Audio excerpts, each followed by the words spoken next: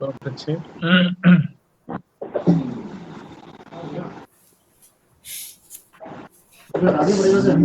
बिमला जी mute कर लीजिए mobile को। नहीं चल रहा था।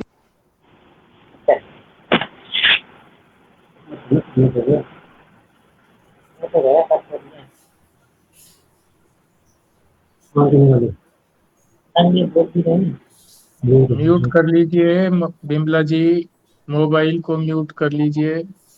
सॉरी। Thank you.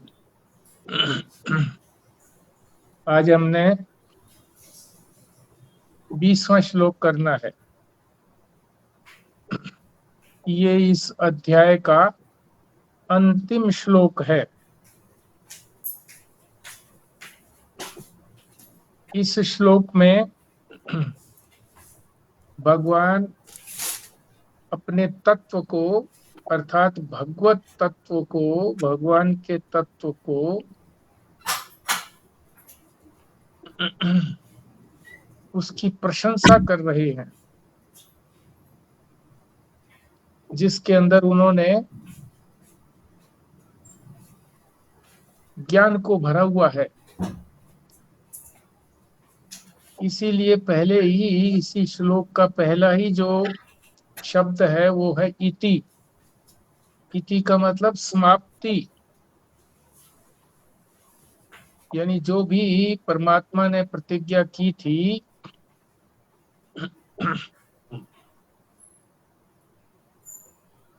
कि मैं उस ज्ञान का उपदेश दूंगा जिसके बाद कुछ करना बाकी नहीं रहेगा, न कुछ जानना बाकी रहेगा।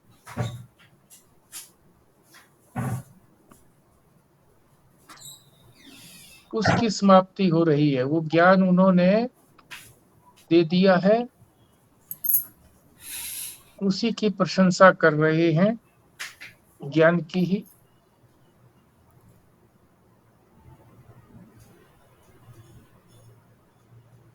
तो ये अध्याय का उपसंहार है, समाप्ति है।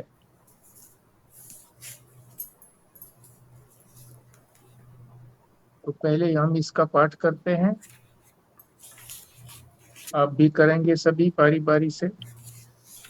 इति गुह्यतमं शास्त्रम इदम उक्तम मया अनघ, एतत् बुद्ध्वा बुद्धिमान् स्यात् कृतकृत्यश्च भारत।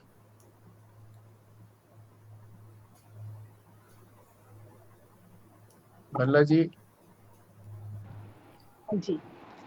इति गुह्यतं शास्त्र इदं मुक्तं मया अग्नम् एतत् बुद्ध्वा बुद्धिमान् स्यात् कृतकृत्यस्य च भारत। भारद्वाज साहब। इति गुह्यात्मं शास्त्रम् इदम् उक्तं मया अनघ एतत् बुद्ध्वा बुद्धिमान् स्यात् कृतकृत्यस्य च भारत। संजीव शर्मा जी। जी। इति गुह्यतं शास्त्रमिदम् उक्तं मया अनघ एतद् बुद्ध्वा बुद्धिमान् स्यात् कृतकृत्य च भारत। स्वस्तिका जी। हाँ जी। इति गुह्यतमं शास्त्रम् इदमुक्तं मया अनघ एतत् बुद्ध्वा बुद्धिमान् स्यात् कृतकृत्यश्च भारत। खुराना जी।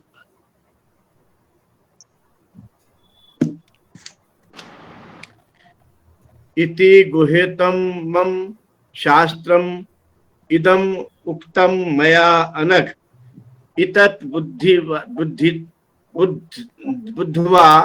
बुद्धिमान् स्यात् कृतकृत्या च भारत। ओम। ठीक।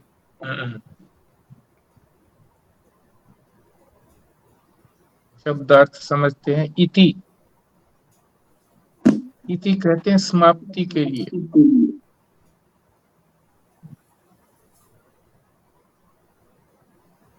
इसी अध्याय की समाप्ति के बाद भी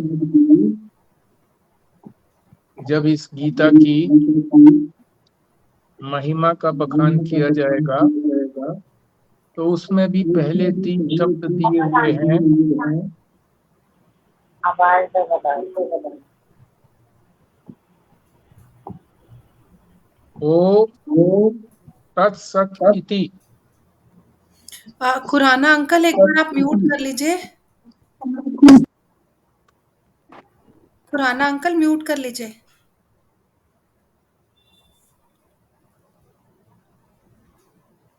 कर रहा हूं जी, कर रहा हूँ। हाँ जी, मोबाइल म्यूट कर लीजिए खुराना जी। कर रहा हूँ जी, कर रहा हूँ। हम्म। जब बोलना हो तभी आप खोलें, नहीं तो बंद ही रखें।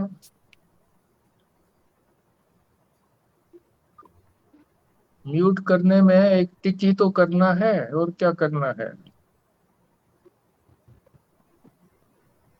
म्यूट करके आप कुछ भी करते रहें।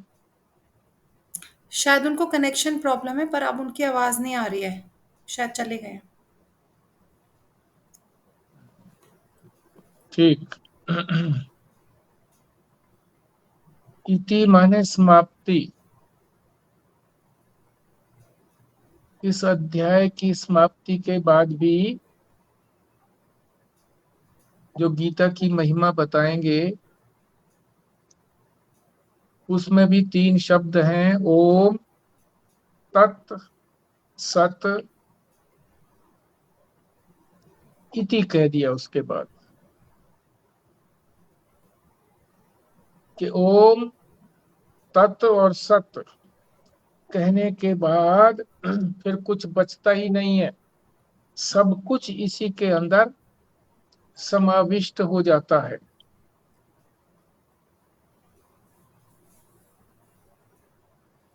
तो इति माने समाप्ति, यानी इस अध्याय की समाप्ति। गीता की समाप्ति से तात्पर्य नहीं है, क्योंकि गीता तो अभी 3 अध्याय और शेष हैं। इसी अध्याय की समाप्ति से तात्पर्य है। गुह्यतमम। गुह्यतमम का मतलब है, एक होता है गुह्य, जिसको छिपाया जाता है और छुपा हुआ भी रहता है, और फिर कहा उसका गुह्यतमम, सुपरलेटिव डिग्री, अत्यंत छुपाने लायक है।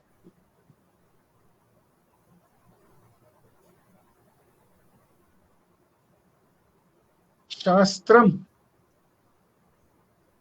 इस शास्त्र के अंदर जो उपदेश दिया गया है वो उपदेश जो है वो अत्यंत छुपाने लायक है।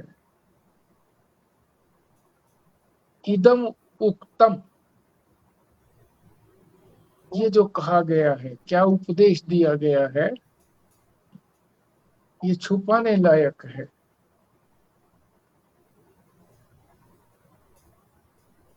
ये उपदेश किसने दिया? मया, मैंने ही दिया। भगवान स्वयं कह रहे हैं कि ये उपदेश मैंने दिया,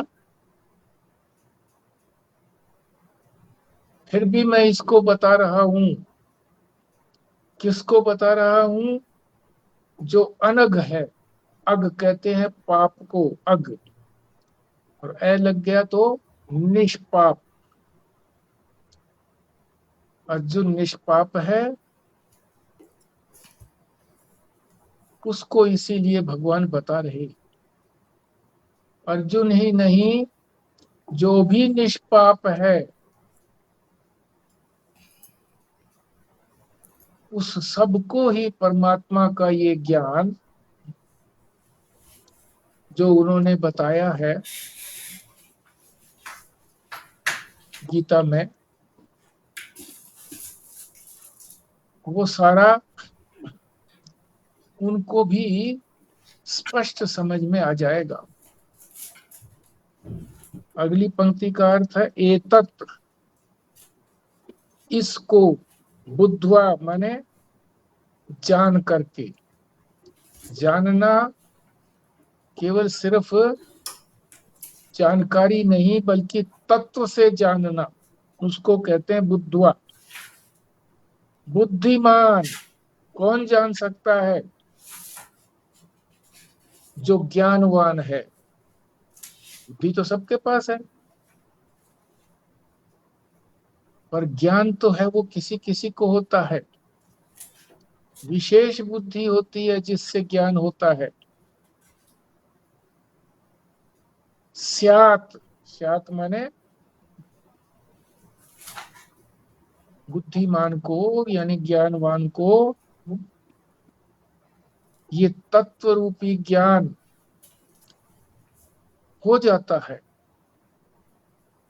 और उसका क्या परिणाम होता है? कृत कृतस्य कृत कृत्य च भारत, कि वो कृतार्थ हो जाता है। अब उसको कुछ करना शेष नहीं रहा। ये इसका शब्दार्थ है। अब एक एक को हम बड़े ध्यान से गहराई से समझेंगे। रहस्यपूर्ण है ये। केवल आज हम दो ही शब्दों को समझेंगे। एक तो गुह्यतमम को समझेंगे और दूसरा शास्त्र को समझेंगे। ये दो शब्द ही आज समझ पाएंगे हम, क्योंकि विस्तार से समझना है, अच्छी तरह से समझना है। तो पहले इति को ही समझ लेते हैं। इति का अर्थ है समाप्त हो जाना। किस चीज का समाप्त हुआ है? जो भगवान ने प्रारंभ में प्रतिज्ञा की थी कि मैं वो तुमको वो उपदेश दूंगा जिसको जानने से फिर इस जीवन मरण के चक्र में घूमना नहीं पड़ेगा, जिसको जान करके सब कुछ जान लिया जाएगा, फिर कुछ करना शेष नहीं रहेगा।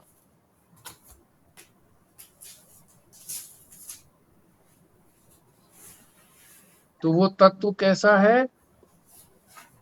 गुह्यतमम, इसको समझना है ठीक तरीके से।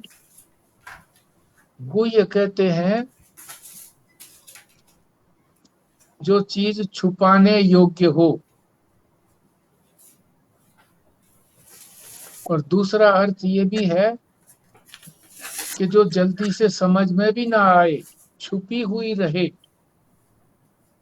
स्वयं छुपी हुई रहती है और उसको छुपाया भी जाता है।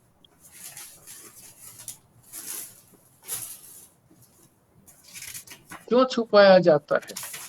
जो वस्तु कीमती होती है उसको छुपा करके ही रखा जाता है। हम भी, हमारे पास जो कुछ भी सोना चांदी या एफडी के पत्र, सर्टिफिकेट्स या कोई जमीन के कागजात, उनको छुपा करके रखते हैं, तिजोरी में रखते हैं। हर एक की पहुंच वहां तक नहीं होती है।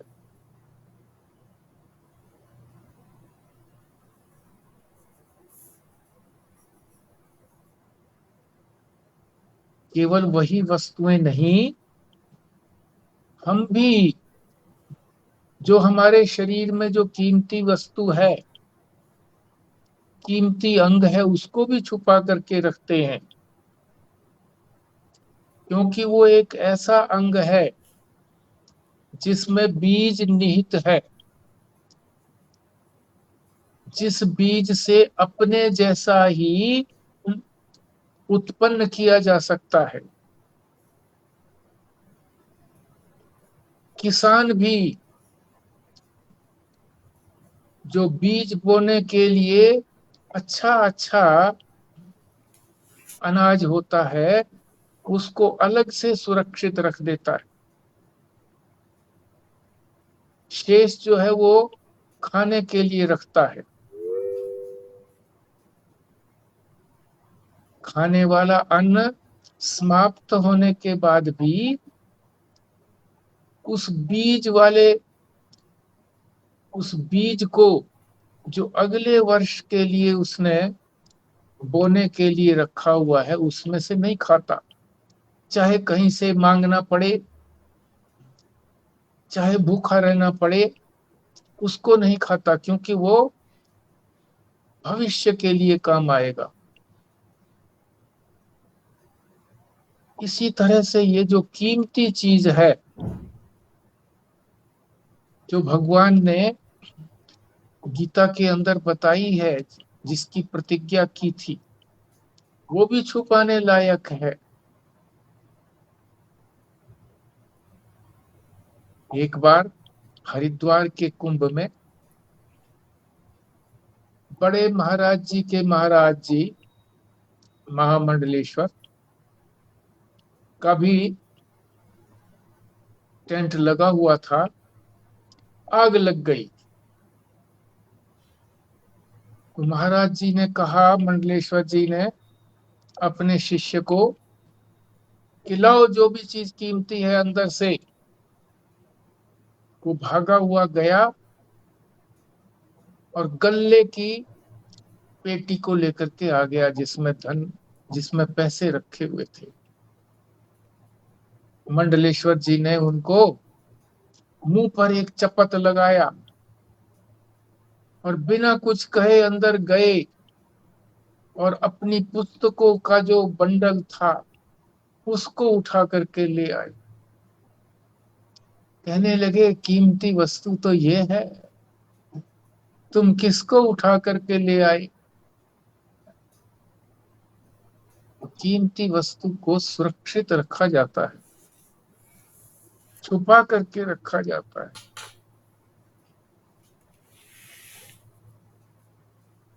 नहीं छुपाएंगे तो उसका दुरुपयोग भी हो सकता है। कैसे हो सकता है?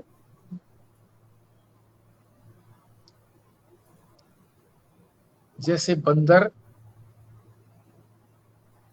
को हाथ में उस तरह दे दिया जाए तो अपना ही अहित कर लेगा, अपने ही किसी अंग को कटवा लेगा, क्योंकि उसे प्रयोग तो करना आता नहीं है। कैसे प्रयोग किया जाए, किसके लिए प्रयोग किया जाए? बंदर क्या जाने अदरक का स्वाद। उसे इस कीमती वस्तु का, कि इसको कैसे प्रयोग किया जाता है, नहीं जानता है। इसलिए भी ये छुपाई जाती है। जैसे अगर हम इसका ये एग्जाम्पल भी हो सकता है कि जैसे अगर हम फर्स्ट स्टैंडर्ड के बच्चे को कोई 10th स्टैंडर्ड की बात बताना शुरू हो जाएं, तो उसके लिए उसकी कोई वैल्यू नहीं है। हालांकि वो बहुत इंपॉर्टेंट थ्योरम हो सकती है, कोई बहुत अच्छा प्रिंसिपल हो सकता है, पर उसे उसकी कोई वैल्यू नहीं है, क्योंकि उसको उसकी समझ ही नहीं है। और एक बार आपने भी बोला था कि जैसे यहाँ पर भी अब इतनी गूढ़ बातें जो डिस्कस हो रही हैं, तो ज़्यादातर लोग यहाँ पे आना पसंद नहीं करते, क्योंकि उनको ये चीज़ें समझ ही नहीं आती, क्योंकि ये बड़ी कॉम्प्लिकेटेड चीज़ें हैं और काफ़ी इसमें समय लगाना पड़ता है। तो इसलिए जब तक वैल्यू नहीं होगी उस चीज़ की, तो उसको बताना ठीक नहीं है। इसलिए भी ये गुह्यतमम है। हम्म, ठीक बात है।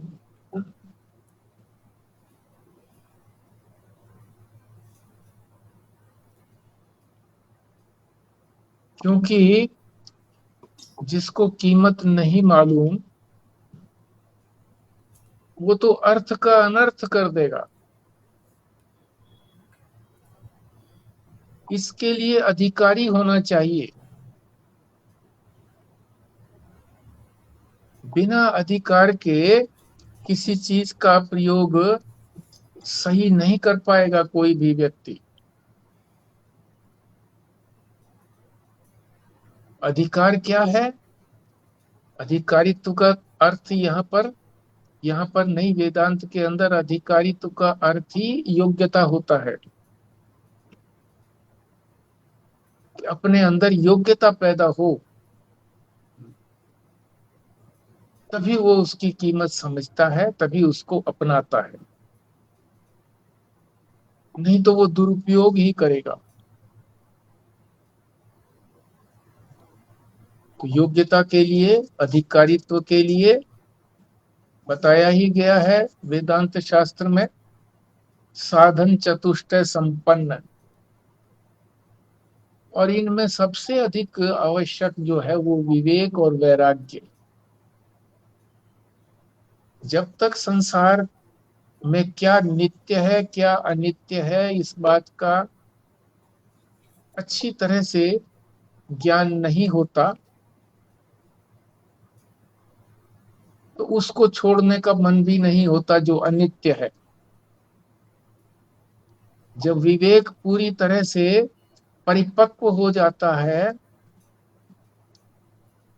तो जो अनित्य है, आज है अगले क्षण नहीं है, कल नहीं है, उससे वैराग्य स्वतः ही हो जाता है। तो वैराग्य होना अति आवश्यक है। वैराग्य होने पर ही इस आत्म तत्व को जो भगवान ने बताया है गीता शास्त्र के अंदर, उसकी कीमत पता लगती है। ये जो आपने इसीलिए इसको ये जो आपने एक बार स्टेप्स बताए थे, विवेक, वैराग्य, षट संपत्ति, और फिर क्या था, साधन चतुष्टय, क्या था इस? मुमुक्षा, मुमुक्षा, अच्छा, मुमुक्षा, फिर ये तो हो गया साधन चतुष्टय। विवेक, वैराग्य, षट संपत्ति और मुमुक्षा, ये क्या है? साधन चतुष्टय है ये चारों।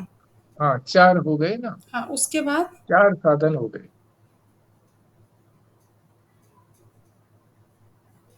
अच्छा। ज्ञान के लिए और भी आगे हैं, श्रवण मनन निध्यासन, फिर ब्रह्माकार वृत्ति, और फिर महावाक्य का श्रवण, तब जा करके अपने स्वरूप का, परमात्मा के स्वरूप का ज्ञान होता है।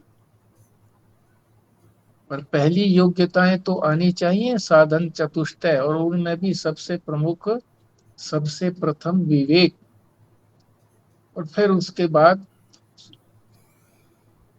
वैराग्य की सामर्थ्य, यानी संसार के आकर्षण को छोड़ने की ताकत। इसीलिए इसको सर्वाधिक गोपनीय तत्व बताया है। अपना स्वरूप, परमात्मा का स्वरूप अत्यंत गोपनीय है, गुह्यतम है, गुह्यतम।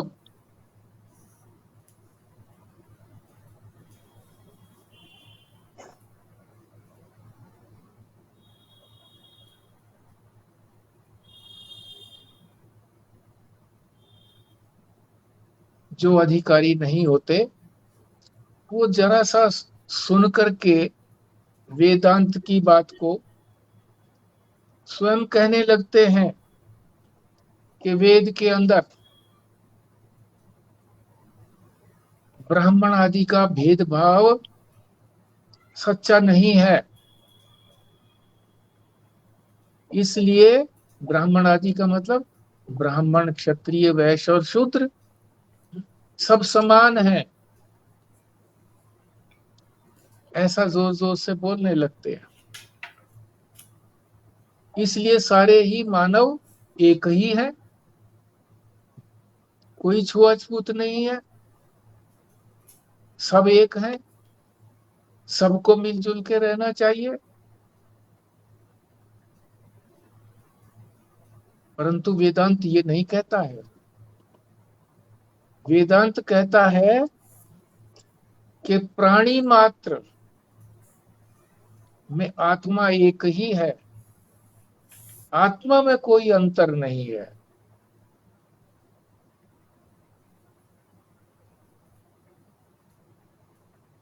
लोग कहते हैं सिर्फ मनुष्यों में कोई अंतर नहीं है, मानव मात्र सब एक है। प्राणियों की बात छोड़ो,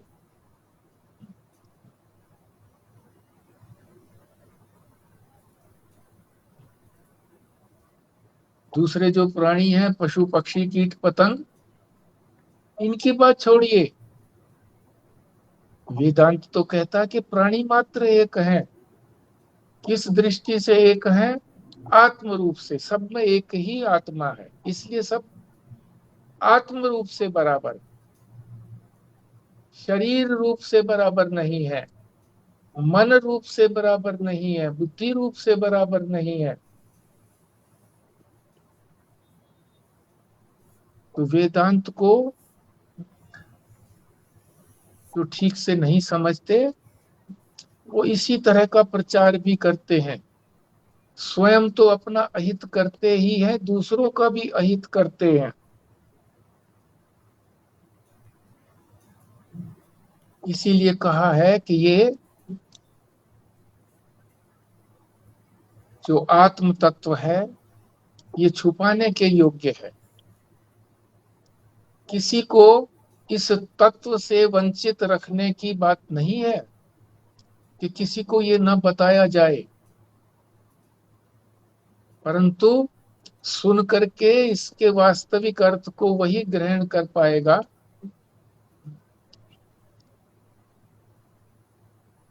जिसमें अधिकारित्व हो, योग्यता हो इसको समझने की। नहीं तो वो परमात्मा से अति दूर चला जाएगा, असत मार्ग का गमन करेगा, झूठे मार्ग पर जाएगा।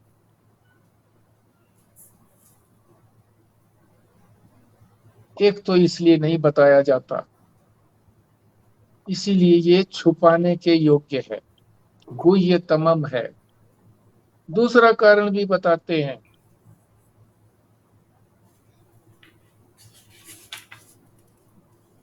कि शास्त्रों के अंदर मनुष्य शरीर को गुहा के रूप में वर्णन किया गया है। गुहा माने गुफा, और गुफा भी एक नहीं, 5 गुफाएं। वेद में कहा है सत्यम ज्ञानम अनंतम ब्रह्म।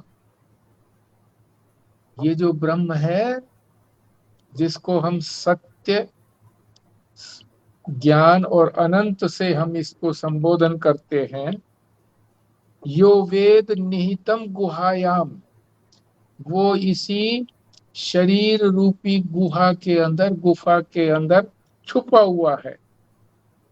यजुर्वेद कहता है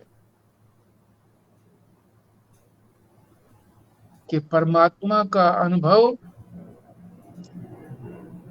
इन्हीं गुफाओं को पार करके होगा।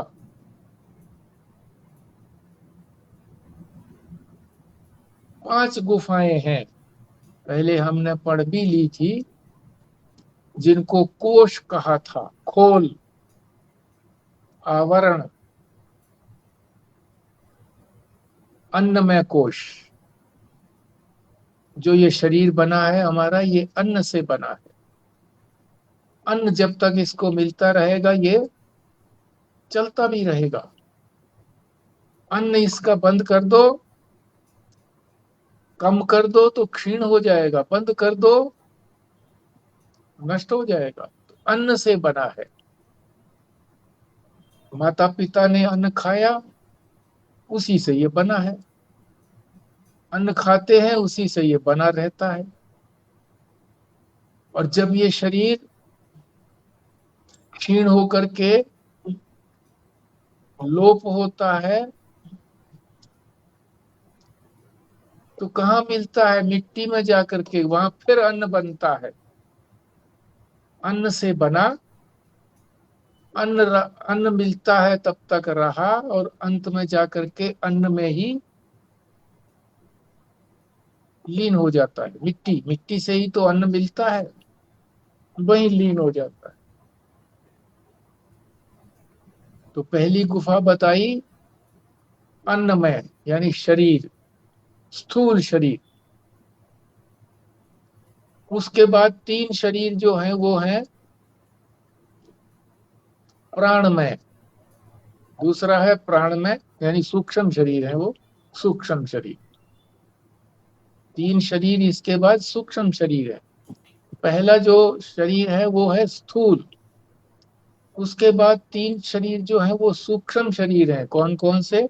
प्राणमय, प्राण तो सूक्ष्म है, दिखता नहीं है।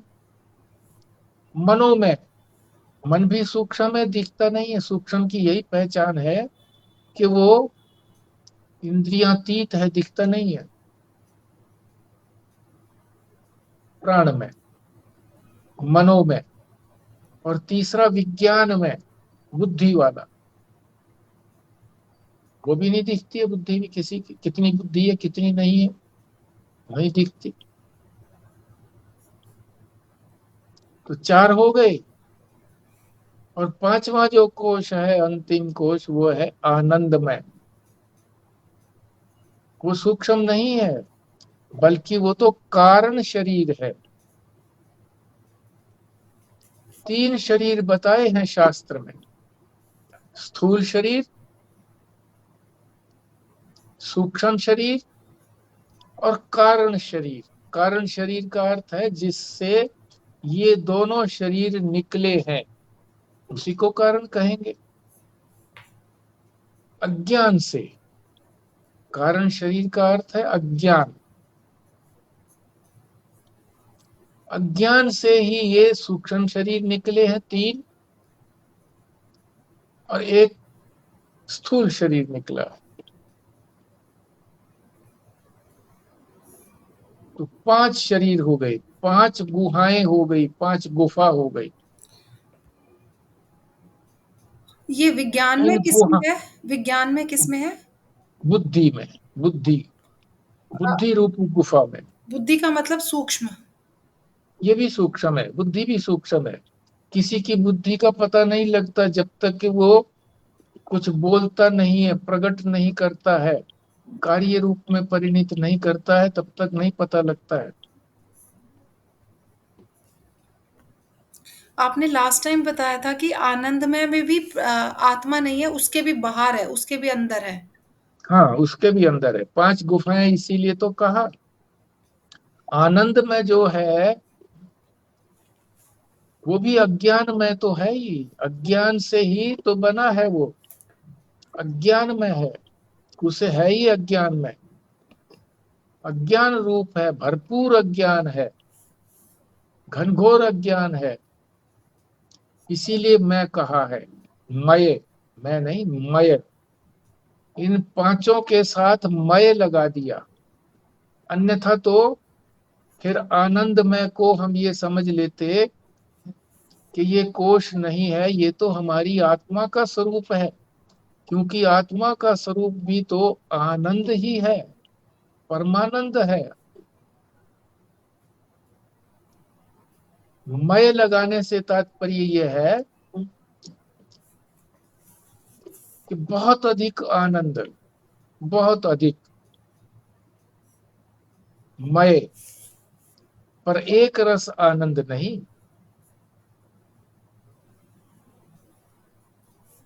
जो एक रस आनंद होता है उसकी तो तुलना कर ही नहीं सकते। उसे मैं नहीं कह सकते कि अत्यंत आनंद वाला है, नहीं, उसकी तुलना नहीं हो सकती। वो तो इससे परे है। वही हमारा स्वरूप है, वही परमात्मा, परमात्म तत्व है, वही पुरुषोत्तम है, जो इस अध्याय का नामकरण है पुरुषोत्तम योग।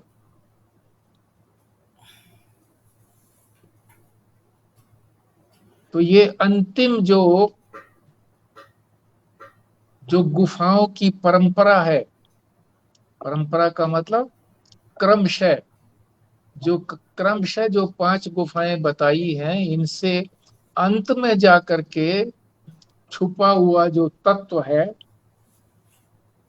ये अंतिम तत्व है, इसीलिए इसको गुह्यतम कहते हैं। सबसे छुपा हुआ है और सबसे छुपाने लायक भी है। प्रत्येक को ये दिया भी नहीं जा सकता, क्योंकि इसका दुरुपयोग की ही संभावना रहती है। अपना भी अहित करता है और दूसरों का भी अहित करता है, जब तक कि उसको इसको समझने की योग्यता ना हो, यानी विवेक वैराग्य ना हो, इस संसार से जो आसक्ति है वो उसकी छूटी हुई ना हो, तब तक इस तत्व को समझना कठिन है। तो ये हमने एक ही शब्द को, गुह्यतमम को ठीक प्रकार से समझा। अब हम दूसरा शब्द जो समझना चाहते हैं, शास्त्रम। शास्त्र, इसको शास्त्र कैसे कह दिया, और फिर इति कैसे कह दिया, इति शास्त्रम।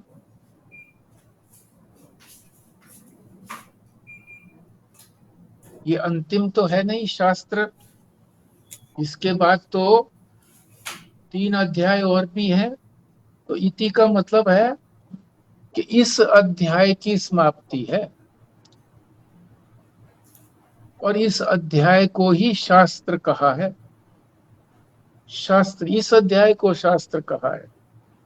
तो पहले शास्त्र को समझने के, शास्त्र का अर्थ क्या है।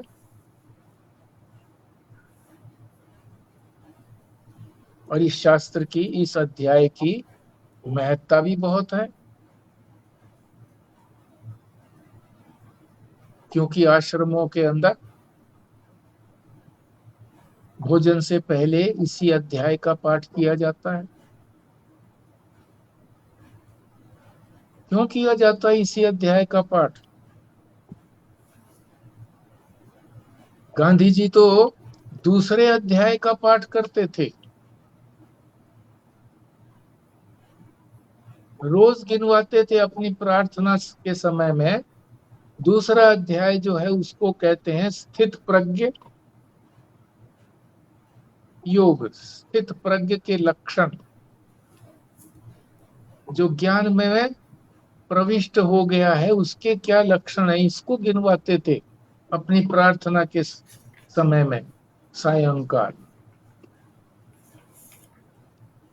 तो इसी का क्या महत्व है 15वें अध्याय का ही, जो उसका पाठ नित्य प्रति भोजन से पहले कराया जाता है, करते हैं।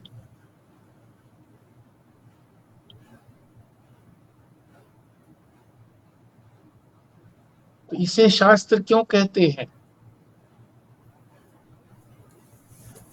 तो ये बताया कि सारी ही गीता का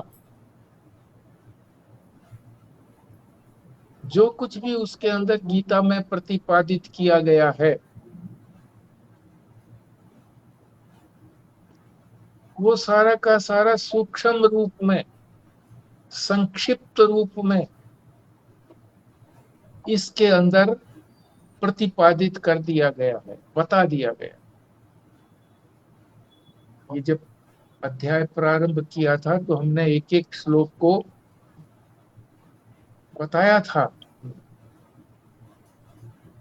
कि ये बर्ड आई व्यू कैसे है गीता का, संक्षिप्त संस्करण कैसे है। संक्षेप में सारी ही गीता को इस अध्याय के अंदर बता दिया गया।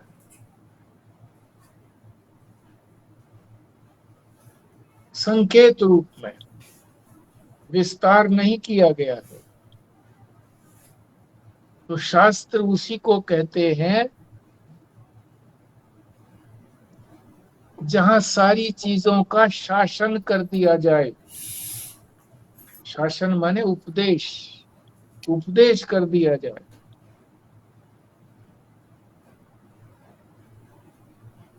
गीता शास्त्र जो कि विस्तृत शास्त्र है, 700 श्लोकों वाला शास्त्र है, उसी 700 श्लोकों को 20 श्लोकों के अंदर इस अध्याय में संक्षेप रूप से रख दिया गया है,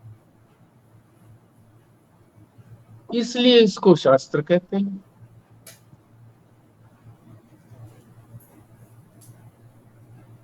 एक कारण तो ये हो गया।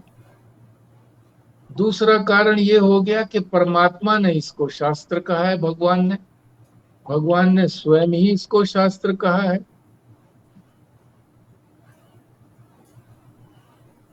इति गुह्यतमं शास्त्रम, स्वयं भगवान अपने आप ही कह रहे हैं इस 20वें श्लोक के माध्यम से कि ये शास्त्र है। तो भगवान की वाणी तो अटूट वाणी है। एक तो कारण ये हो गया। दूसरा कारण ये है कि सारा संक्षेप रूप में इसमें वर्णित कर दिया गया है गीता शास्त्र। तीसरा, वेदांत शास्त्र की मर्यादा है। क्या मर्यादा है? कि जहां पर तत्पदार्थ, तत् माने वो कौन? जो हमें दिखता नहीं है, परमात्मा। तत्पदार्थ और उसका लक्ष्यार्थ, वो तत्पदार्थ जो है वो क्या लक्षित करके कह रहा है, किस ओर हमारा ध्यान आकर्षित कर रहा है, लक्ष्य दे रहा है, अंतिम लक्ष्य दे रहा है, लक्ष्यार्थ। यानी तत्पदार्थ क्या है और उस तत्पदार्थ का लक्ष्य क्या है, इस बात को जो बताता है शास्त्र। इसके साथ साथ त्वम पदार्थ और त्वम पदार्थ का जो लक्ष्य है उसको भी जो बताता है, और जो दोनों की एकता को बताता है।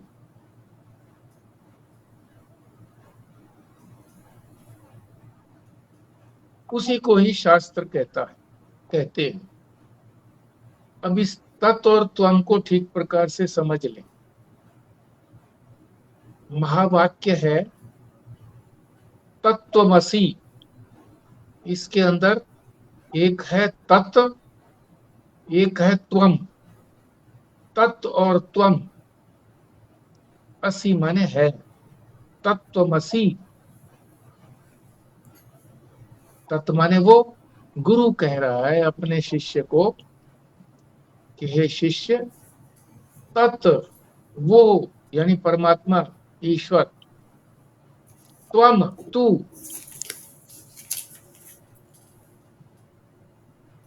तू वही है, तत्त्वमसि, तू वही है। ये उपदेश महावाक्य है, अंतिम उपदेश है ये, तत्त्वमसि।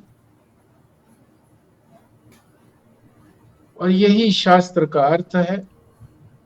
जिस शास्त्र के अंदर ये वस्तु आ जाएगी, तत्त्वमसि यानी तत् का परमात्मा ईश्वर का और त्वम का जीव का, त्वम माने जीव, इन दोनों की एकता जिस शास्त्र में कही गई हो, जिस स्थान पर कही गई हो, वो ही शास्त्र कहलाने के योग्य है। और ये एकता बताई गई है।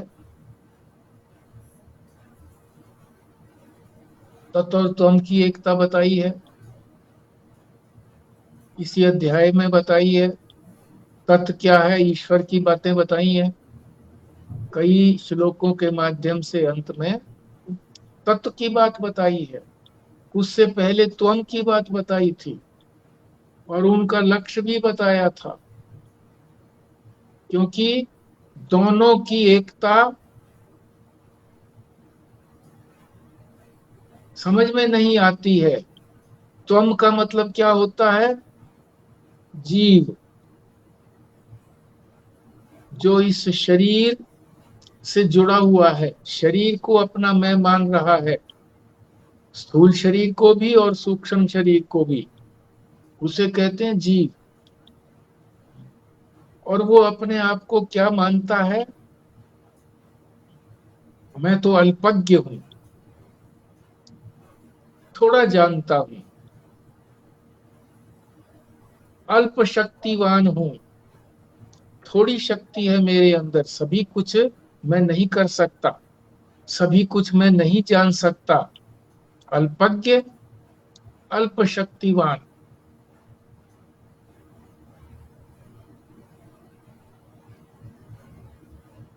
केवल मैं अपने अंदर ही अपने को मैं मानता हूं, सर्वांतर्यामी नहीं हूं, सबके अंदर की बात को नहीं जानता, अपने अंदर की बात को तो जानता हूं, मेरे मन में क्या है, मेरी बुद्धि में क्या निश्चय है, आदि आदि। दूसरे की बात नहीं जानता। मैं तो करता हूं, भोगता हूं, मेरे बिना कौन करेगा, मैं करूंगा तो इसका फल मैं ही तो भोगूंगा, मैं तो जन्मने वाला भी हूं, मरने वाला भी हूं, ये जानते हैं हम। ये त्वम का वाच्यार्थ है, शब्दों का अर्थ है ये।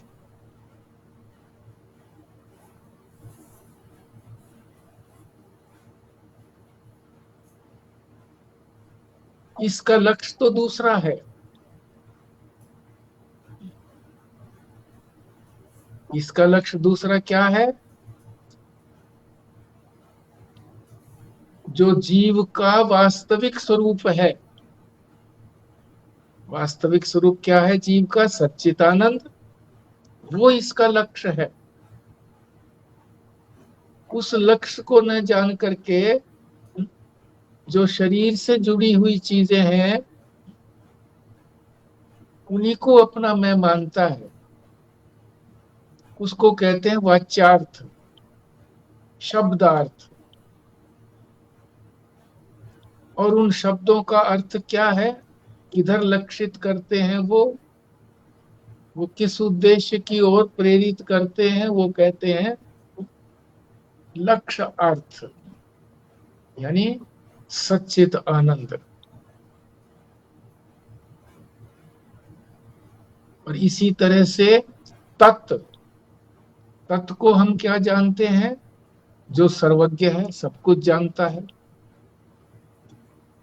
सर्वशक्तिमान है, सारी शक्ति उसी के हाथ में है, सर्वांतर्यामी है, सबके अंदर वही विद्यमान है, सर्वनियंता है, सबको नियंत्रण में रखता है।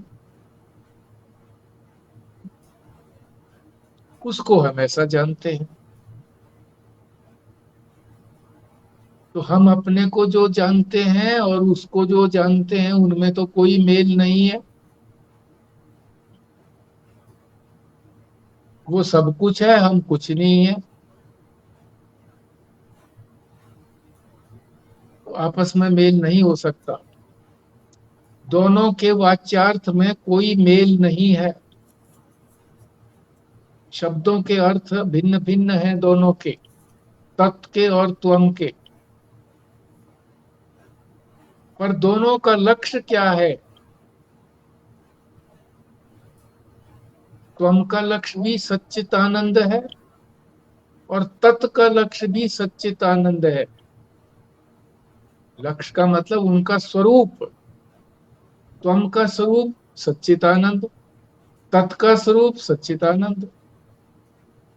और दोनों सच्चिदानंद जो है वो तो ही ब्रह्म ही है, दोनों का स्वरूप ब्रह्म है। ये बात जिस शास्त्र में बताई जाती है, जहां बताई जाती है उसी को शास्त्र कहते हैं। और ये यहाँ बता दी गई है, इस अध्याय में भी बता दी गई है। इसीलिए इस अध्याय को शास्त्र कहा है, वेदांत शास्त्र। क्योंकि दोनों के लक्ष्य की एकता भी है।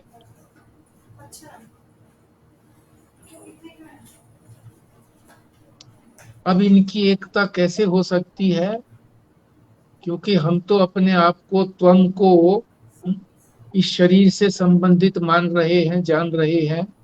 स्थूल शरीर और सूक्ष्म शरीर से संबंधित जान रहे हैं। तो इसका शोधन किया जाता है। एकता तो शोधन में हो सकती है, शुद्ध तत्व में हो सकती है, अशुद्ध में एकता नहीं है।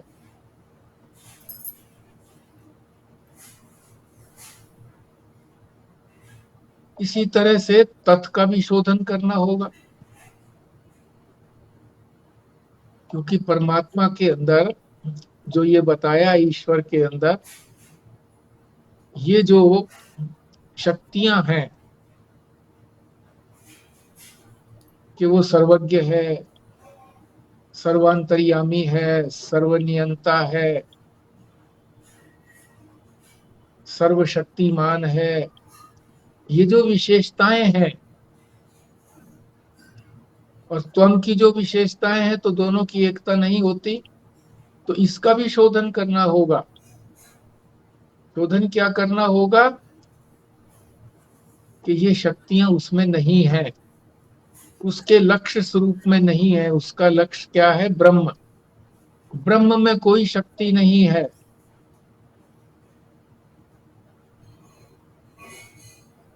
ब्रह्म कोई ज्ञान भी नहीं करता है, ज्ञान स्वरूप है, ब्रह्म स्वरूप है। ब्रह्म बनता भी नहीं है, ब्रह्म स्वरूप है, सदा से ही है। तो इन दोनों का जो शोधन करना है, तो क्या दोनों अपने अपने शोधन करेंगे? परमात्मा अपना शोधन करेगा, जीव अपना शोधन करेगा, क्या ये बात है? नहीं, दोनों का शोधन जीव को ही करना पड़ेगा। क्यों करना पड़ेगा दोनों का, जीव का शोधन? जीव ही शोधन क्यों करे? परमात्मा अपना शोधन करे। क्योंकि हमने ही तो गलत समझा हुआ है अपने आप को, और परमात्मा को भी हमने गलत ही समझा हुआ है, ईश्वर को, कि वो सर्वज्ञ है, सर्वशक्तिमान है, सर्वांतर्यामी है। हमने ही तो गलत समझा हुआ है। ईश्वर में तो अज्ञान है ही नहीं, वो तो ब्रह्म स्वरूप है। उसने तो अपने आप को ब्रह्म जाना हुआ है, उसमें अज्ञान नहीं है। अज्ञान तो हमारे में है। हमने अपने को भी गलत समझा है और ईश्वर को भी गलत समझा है। इसलिए हमको ही उसका शोधन करना होगा कि वो ये शक्ति वाला नहीं है। वही ब्रह्म जब शक्ति की उपाधि को धारण करता है, तब वो शक्ति वाला है। उपाधि से रहित वो शक्ति वाला नहीं है। वास्तविक स्वरूप तो उसका निरुपाधिक है, उपाधि से रहित है। और वास्तविक स्वरूप हमारा भी उपाधि से रहित है। हमारी उपाधि क्या है? अंतःकरण की उपाधि। अंतःकरण की उपाधि से हम अपने आप को जीव समझे हुए हैं, और हम ही परमात्मा की जो उपाधि है, माया उपाधि, उससे उसको ईश्वर जानते हैं। तो वो माया उपाधि भी हमें ही दूर करनी है, कि वो मायावी नहीं है। माया की उपाधि है, उसकी धारण करता है। जब आवश्यकता होती है, सृष्टि की उत्पत्ति करनी होती है, तो वो माया की उपाधि धारण करके सृष्टि की उत्पत्ति करता है, पालन करता है, और फिर अपने अंदर लीन करता है।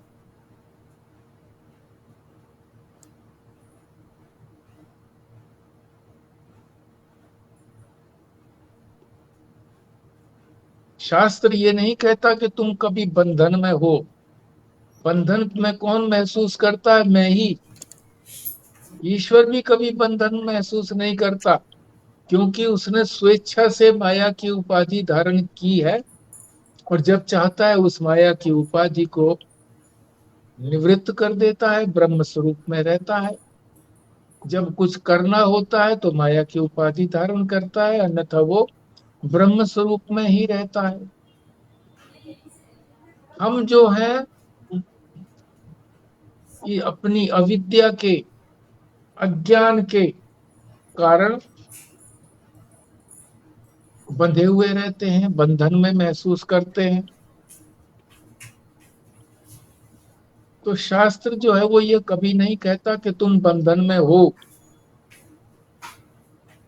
जो अनुभव करता है कि मैं बंधन में हूं, उसकी निवृत्ति का उपाय बताता है शास्त्र, कि ऐसे निवृत्ति होगी। पहले कर्मयोग करो, परमात्मा को दृष्टि में रख करके कर्म करो, फिर परमात्मा से प्रेम करने के लिए, उसके निकट जाने के लिए उससे प्रेम करो, भक्ति करो। तो कर्म कांड, भक्ति कांड इसीलिए बताए गए हैं कि ताकि ज्ञान में प्रवेश कर सके।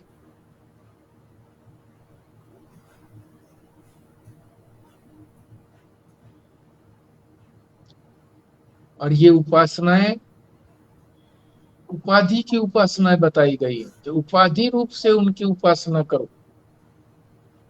उपाधि रूप से उपासना करने से, करेंगे तो उसी की उपासना जिसकी उपाधि है, पर चूंकि हमें उस उपाधि से प्रेम है, लगाव है, तो उसके माध्यम से करेंगे। और धीरे धीरे फिर हम उस उपाधि को भी छोड़ देंगे, क्योंकि जब परमात्मा से अत्यंत प्रेम हो जाता है, ईश्वर से अत्यंत प्रेम हो जाता है, तो फिर उपाधि की कीमत नहीं रहती है। उपाधि की कीमत तो तभी तक रहती है जब तक हम उपाधि से प्रेम करते हैं। तो दो उदाहरण दिए गए हैं यहाँ पर, एक वृंदावन का, एक काशी का। वृंदावन में लोग दर्शन करने के लिए जाते हैं बांके बिहारी के, और जो दर्शन करके आते हुए होते हैं, तो वो जाने वाले लोगों को बताते चलते हैं, अरे आज तो बहुत सुंदर रूप है उनका, फूलों से सजाया गया है, जल्दी चलिए देखिए उसको, रूप को, फूलों से सजे हुए रूप। तो वो उपाधि ही तो है उनकी, उपाधि से प्रेम है। वृंदावन में क्यों है ऐसा? क्योंकि वो प्रेम नगरी है। तो वहां जो भी कोई जाते हैं तो प्रेमी ही जाते हैं, परमात्मा के प्रेमी ही जाते हैं। और काशी विश्वनाथ मंदिर, वो ज्ञान नगरी है। वहां जब जाते हैं तब लोग जो है ना, उनको हटे हुए कवच से देखना चाहते हैं, उनके वास्तविक स्वरूप को देखना चाहते हैं कि कब कवच हटे और कब हम उनका दर्शन करें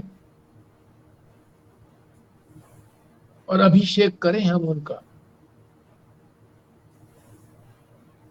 निरुपाधिक रूप देखना चाहते हैं।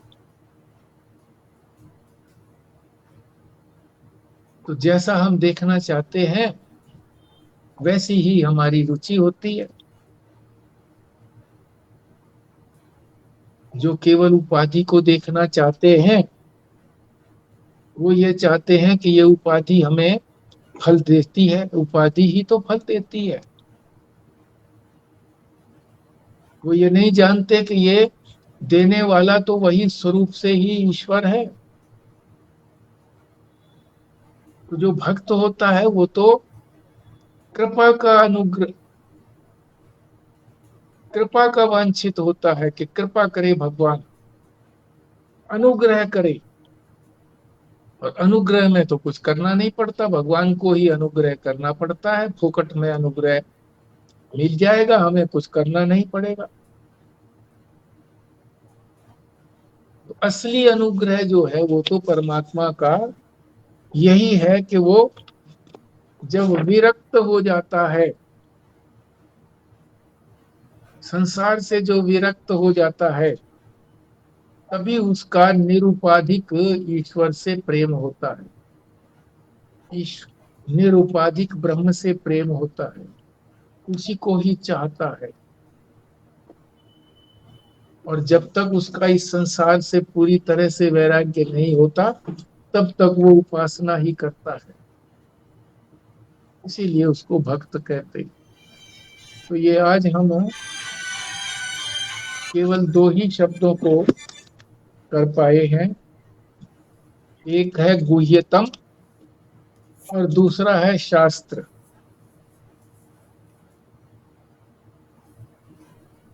तो इतना भी पर्याप्त है, इसमें भी और समय लगाना चाहिए था।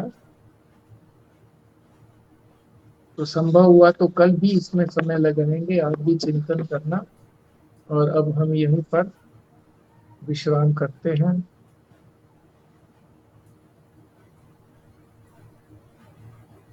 खुराना जी, पूर्णाहुति करिए। जी आवाज आ हाँ जी, आ रही है। हेलो। हाँ। ओम पूर्णमदः पूर्णमिदं पूर्णात् पूर्णमुदच्यते पूर्णस्य पूर्णमादाय पूर्णमेवावशिष्यते। ओम शांति शांति शांति। ओम नारायण नारायण। नारायण। नारायण।